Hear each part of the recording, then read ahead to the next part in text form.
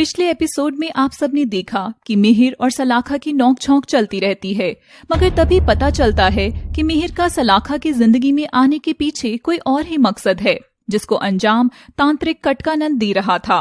वहीं गिरगिट गिरीश विशाखा के ऊपर अपनी चालें चलता है और फिर सलाखा सालों बाद नागिस्तान लौट कर आती है। अब देखिए आगे की कहानी। सलाखा पहाड़ी के पास खड़ी होती है कि तभी उसके पीछे से एक हाथ आता है और उसे धक्का देता है। बचाओ मुझे! तभी विशाखा की हंसने की आवाज आती है। विशाखा सलाखा का हाथ पकड़कर अपनी ओर खींचती है। क्यों, डर गई ना तू सलाखा?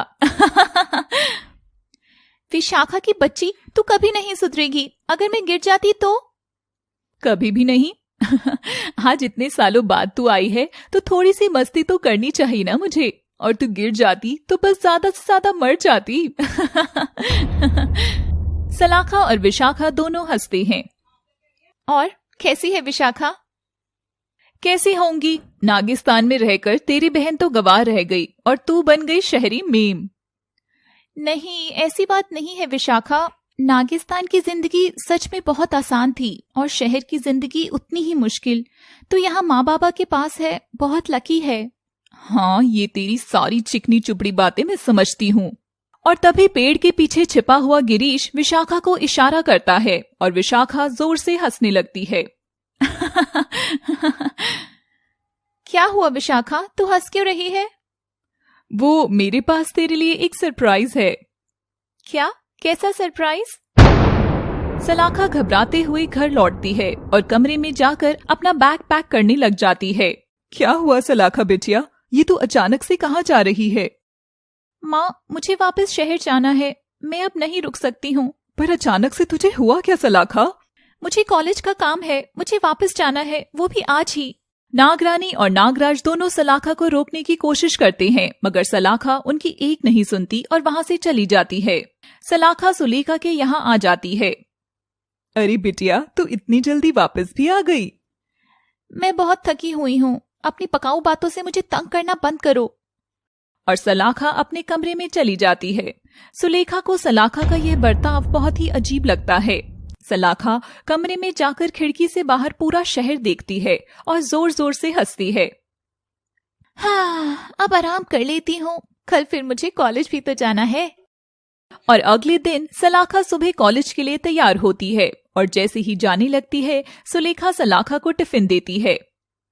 क्या बुआ जी, मैं कोई छोटी बच्ची हूँ जो आप मुझे टिफिन दे रही हो? और सलाखा कॉलेज चली जाती है। नागरानी विशाखा के कमरे का दरवाजा खटखटाते हुए। अरे मेरी गुड़िया रानी, बाहर भी आ जाओ बिटिया।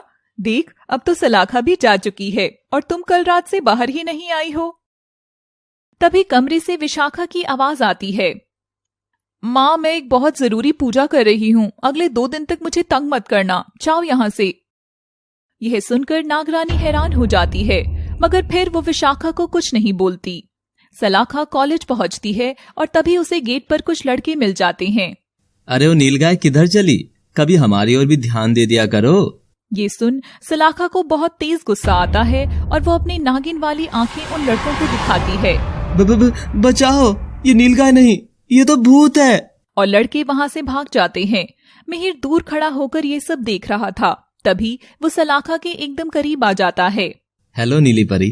हाय। आज हमारी शान सी नील परी को इतना गुस्सा आ गया? सलाखा को मिहिर की बातें आज चुभने की बजाय गुदगुदी कर रही थी। नहीं, वो तो बस। मिहिर तभी सलाखा का हाथ पकड़कर उसे अपनी ओर खींच लेता है। तुम्हें पता है तुम कितनी हसीन हो, मेरा दिल छूकर देखो, तुम्हें पता लग जाएगा कि तुम्हारे लिए मेरा दिल कितना जोर से धड़कता है। सलाखा को यह सब बहुत अच्छा लग रहा था। हाँ, मुझे भी अच्छा लग रहा है, पर मैं तुम्हारा नाम भूल गई हूँ सुंदर लड़के। यह सुनते ही मिहिर सलाखा का हाथ छोड़ देता है और वहाँ मृणालिनी भी आ जाती है। अच्छा किया, तुम मेरे पागल भाई मिहिर का नाम भूल गई। वैसे मेरा तो याद है ना? हाँ, वो मैं याद है मुझे। अरे मृणालिनी, तुम फिर मेरे कॉलेज में आ गई। मिहिर और मृणालिनी दोनों बात करते हुए वहां से चले जाते हैं। मिहिर, कितना प्यारा नाम है। नागिस्तान में एक गुफा के बाहर गिरीश आकर खड़ा होता है और जोर से हंसता है। बाबा, हमारा जाल बिछ चुका है और एक मछली तो फंस भी चुकी है और किसी को कोई शक भी नहीं हुआ। शाबाश, पर अभी और होशियार रहने की जरूरत है। तभी गिरीश गिरगिट अवतार में गुफा के अंदर जाता है। यहाँ तो सब ठीक है। गुफा में अंधेरे में एक लड़की सोई हुई थी। मृणालिनी सलाखा से, सलाखा, क्या तुम भी हमारे साथ कल पिकनिक पर चलोगी? Wow, picnic? हाँ, मुझे जाना है। ठीक है, तो कल तुम्हें लेने आ जाऊंगा। और सलाखा वहां से चली जाती है। तुम जानते हो ना मिहिर, तुम्हें क्या करना है। जितना जल्दी तुम काम खत्म करोगे, तुम्हारी माँ उतनी ही जल्दी ठीक होगी। और मिहिर भी वहां से चला जाता है और अपने कमरे में जाकर आंख बंद कर सोचता है। तभी उसको उसकी माँ का चेहरा नजर आता है। छोटा मिहिर घर में इधर उधर दौड़ता है और उसकी माँ उसके पीछे भाग रही थी। मिहिर, रुको तो मेरे बच्चे। और मिहिर की माँ मिहिर के पास जाती है, जो और कोई नहीं शिवानी ही थी, जिसने तांत्रिक गुरु और कौशिक के चुंगल से अपने परिवार को बचाया था। कितने शैतान हो गए हो तुम मिहिर। देखो ना अर्जुन, हमारा बेटा तो हमसे भी तेज है। और तभी वहां मिहिर के बाबा अर्जुन भी आ जाते हैं। अर्जुन और शिवानी मिहिर को देखकर खुश होते हैं और तभी मिहिर की नींद खुल जाती है। माँ, बाबा, मुझे माँ बाबा के लिए सलाखा की बलि देनी ही होगी। और अगले दिन मिहिर सलाखा को लेने चला जाता है। सलाखा सज धज कर तैयार हुई बैठी थी और मिहिर के साथ बैठकर पिकनिक वाली जगह जाने लगती है। सलाखा ने मिहिर के कंधे पर हाथ रखा था। कितना प्यारा लड़का है ये। लगता है मुझे मिहिर से अब शादी कर लेनी चाहिए। वहां मृणालिनी और उनके और भी दोस्त पहले से ही मौजूद थे और मिहिर और सलाखा भी वहां चले जाते हैं। सभी लोग वहां मस्ती करने लगते हैं। तभी मिहिर सलाखा का हाथ पकड़कर उसे पेड़ के पीछे ले जाता है। सलाखा, देखो, आज भी तुम मेरे करीब जैसे ही आती हो, मेरे दिल की धड़कनें मुझे तंग करने लगती हैं। सलाखा शर्माती है। पर सच कहूँ तो मुझे सलाखा के साथ ऐसा कुछ भी महसूस नहीं हो रहा जैसा पहले होता था। कुछ बदली बदली सी लग रही है। सलाखा, कौन हो तुम? सलाखा ये सुनते ही घबरा जाती है। ये तुम क्या कह रहे हो मिहिर? मैं तो सलाखा ही हूँ। और तभी पीछे से सलाखा को कोई नील गाय बुलाता है और सलाखा पलटकर उसे घूरने लगती है। मिहिर अपने हाथों में पीछे एक खंजर लिए हुए था। यही सही मौका है, अब ये खंजर इसके सीने में आर पार कर देता हूँ। मगर मिहिर के हाथ कांपने लग जाते हैं और वो सलाखा को मार नहीं पाता। हाँ मिहिर, तुम कुछ कह रहे थे?